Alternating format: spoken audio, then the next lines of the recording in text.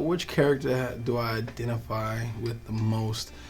It's a hard question because they're all different stages of life. You know, Jamal was pretty young. He was middle school. It's Howard's in high school. Adonis is a grown man. I think I identify most with Adonis right now. When I was younger, you know, Michael Jordan, the name.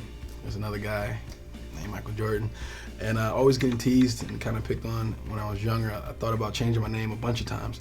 So until I was able to finally embrace it, you know. And you know, my dad's name is Michael Jordan, and I looked at it as a positive instead of negative. And it kind of gave me a healthy chip on my shoulder to strive to be great at something. I didn't know I wanted to act at the time. It was just something that I kind of fell into, but it just kind of gave me the motivation and the drive to just kind of, you know, to try to make my own legacy and make my own name. Favorite character to play? It's a tough one. Vince on Friday Night Lights was a lot of fun to play. Never played organized football before, so that was definitely a big challenge for me.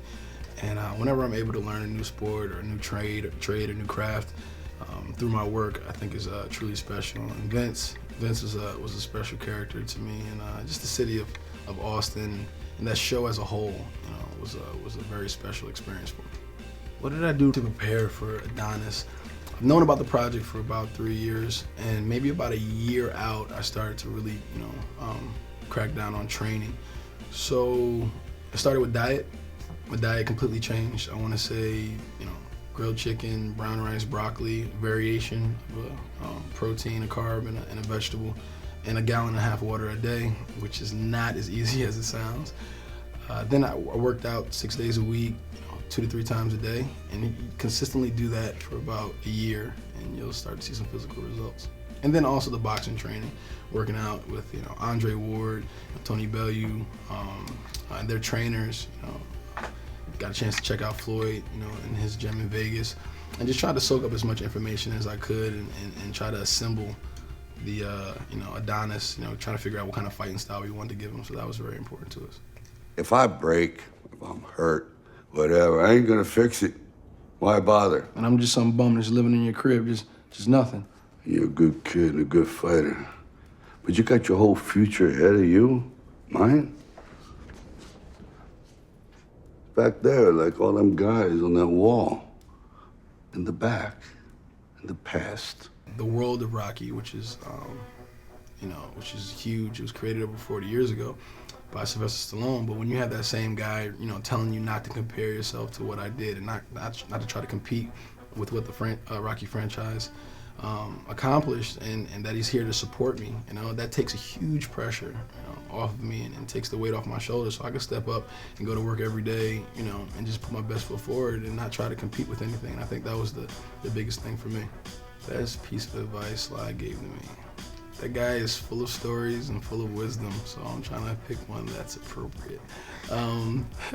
Nah, he's a great guy.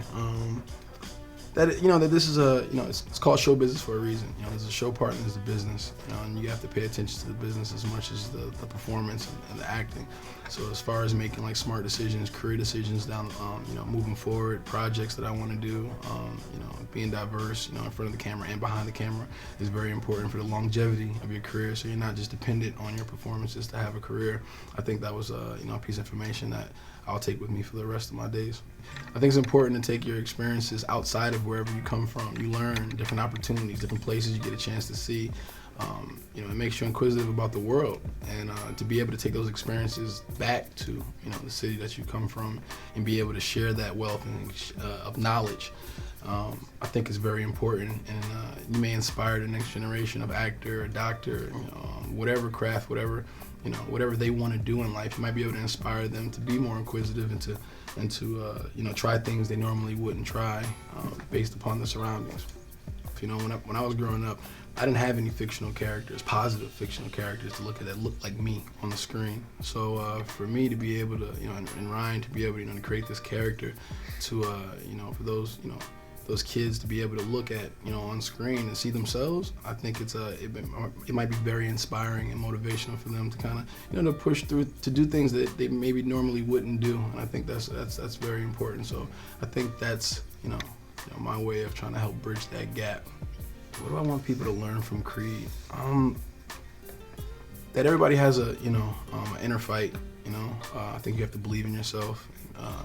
And use that as motivation to follow your dreams. And there will be obstacles, you will stumble, you will fall, but you rely on your friends and your family. And your family, not in the sense of, it doesn't have to be a traditional family, just the people that are there to support you, the people that you lean on, that you rely on, that they're going through that same struggle with you. And if you rely on other people to keep you strong, then you can accomplish anything you put your mind to.